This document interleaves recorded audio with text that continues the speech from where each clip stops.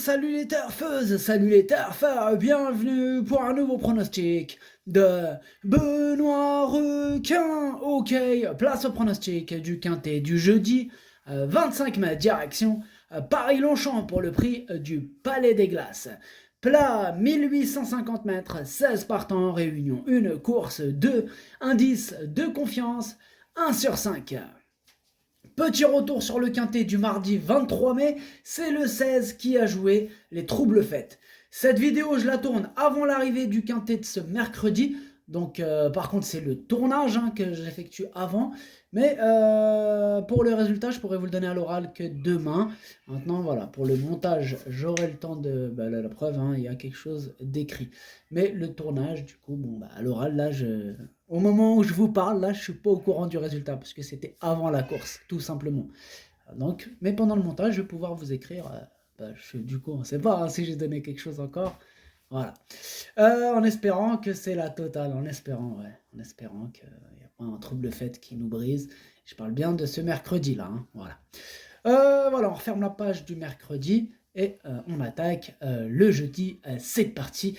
On commence le pronostic et on commence avec le numéro 1, Onguemar. Et on n'aura pas les commentaires de l'entraîneur normal.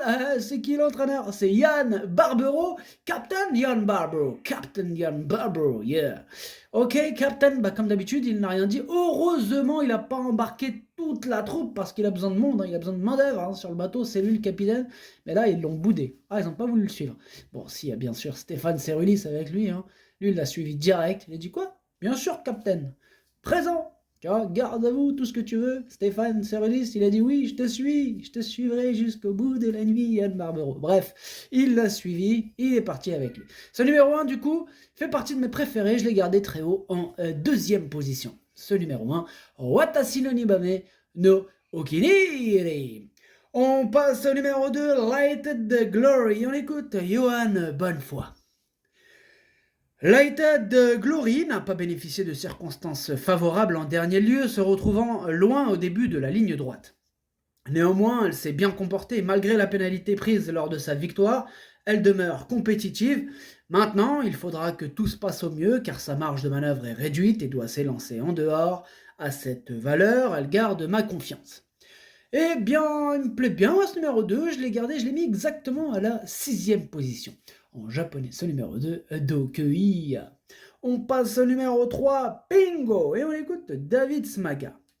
Pingo est invaincu cette année en 2 tentatives et a été pénalisé de 7 kilos pour ses succès. Ceci étant, l'hiver lui a fait beaucoup de bien et elle reste sur une bonne victoire acquise avec facilité. Elle a rarement déçu à Longchamp, elle devrait bien se comporter.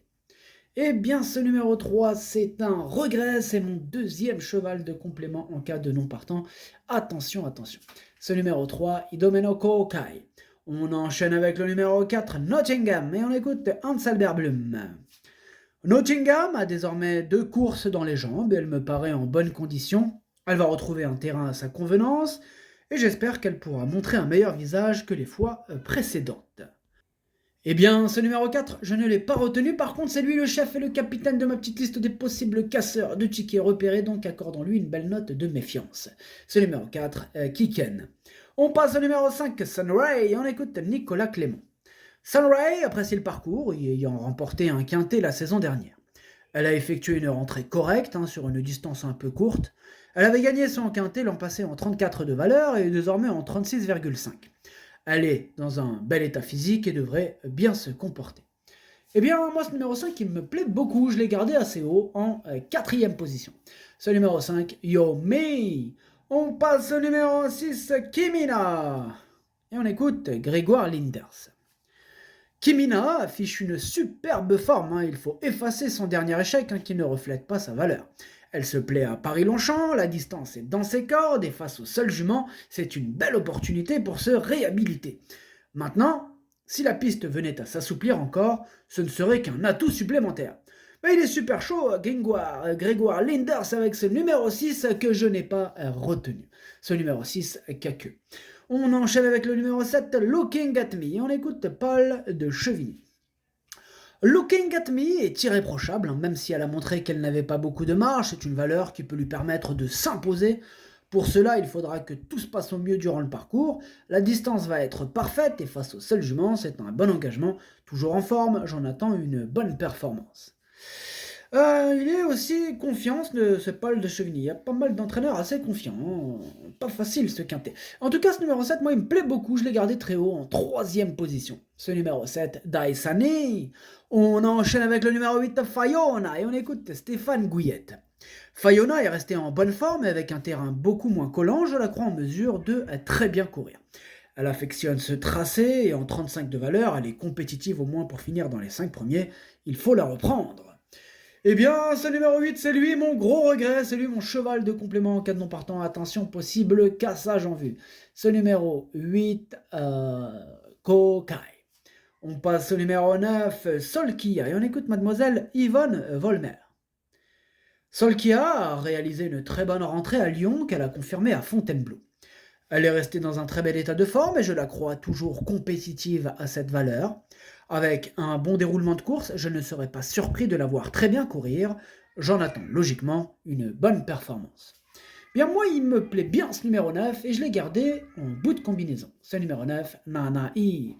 On passe au numéro 10, Andromède, et on écoute Francis-Henri Graffard.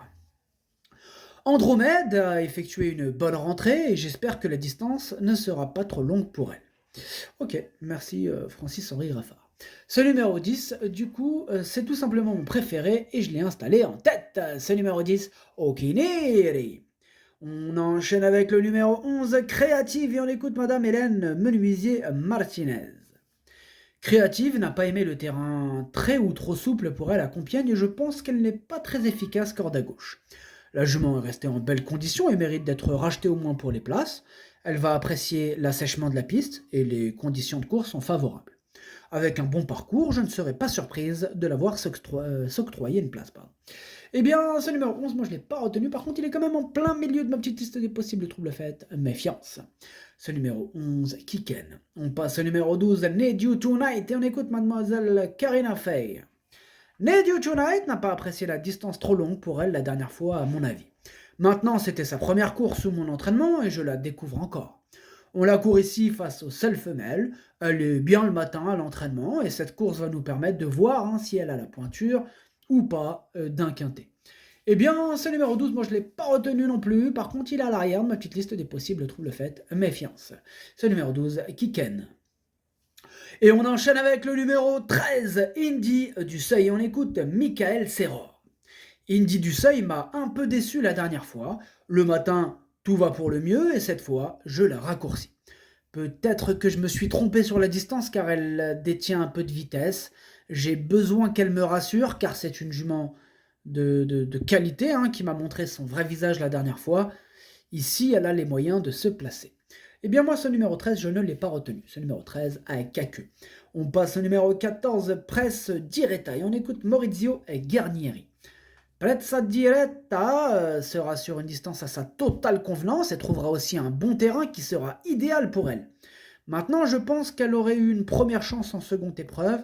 Là, dans le quintet, cela va être un peu moins simple, mais il ne faut pas la négliger pour une place. Eh bien, moi, ce numéro 14, je ne l'ai pas retenu. Ce numéro 14, Kaku. Et on passe au numéro 15, Safira Dream, et on écoute Michael Fige. Safira Dream a été un peu décevante dernièrement alors qu'on attendait un peu mieux de sa part. Elle devrait mieux se comporter cette fois à Longchamp. J'espère qu'elle pourra terminer dans la combinaison gagnante du quintet. Elle est en forme et bien placée à la corde. Eh bien moi il me plaît bien ce numéro 15. Je pense qu'il peut faire un truc sympathique. Je l'ai gardé en 5e position. Ce numéro 15, Doi.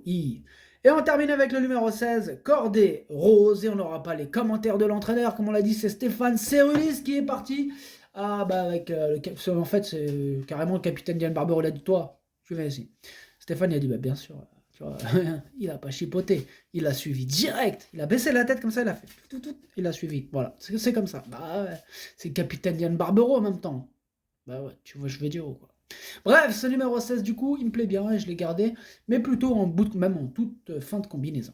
Ce numéro 16, Hachi, le pronostic ça donne 10, As, 7, 5, 15, 2, 9, 16. Merci d'avoir suivi cette vidéo. N'hésitez pas à mettre un pouce bleu si la vidéo vous a plu. Pour accéder à tous mes tickets pour la course du Quintet, rendez-vous directement en description de la vidéo.